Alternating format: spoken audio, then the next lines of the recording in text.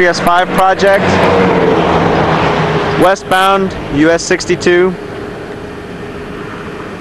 Our delineator post got knocked out at the beginning of the test section. All other markings and signs are in good shape.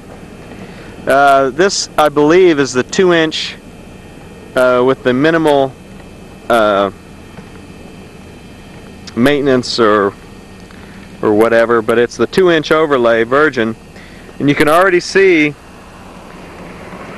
transverse crack reflecting through from the original survey.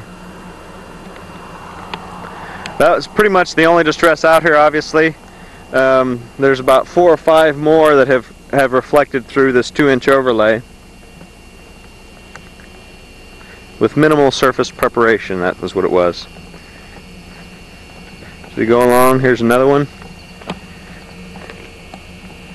And they go all the way across the pavement, just like the old ones.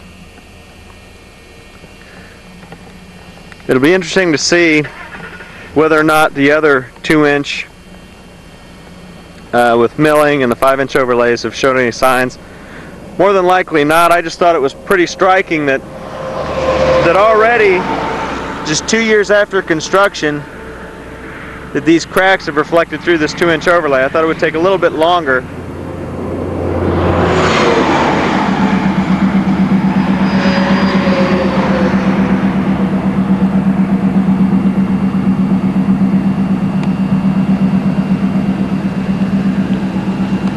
I'm sure there's a lot of other transverse cracks underneath the pavement that have not reflected through yet, but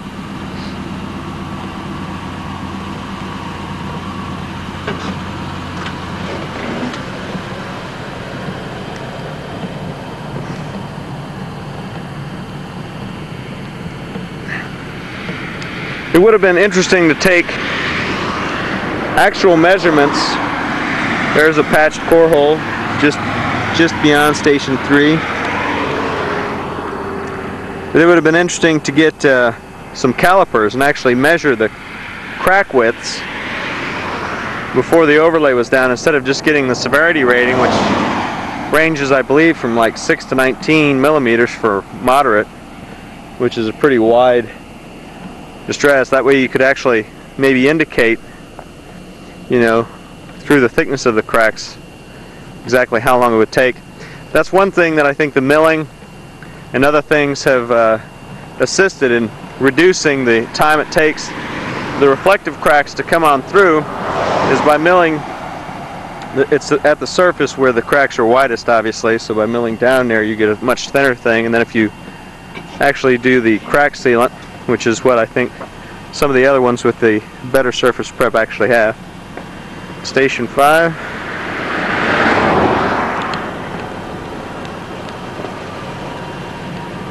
That's it.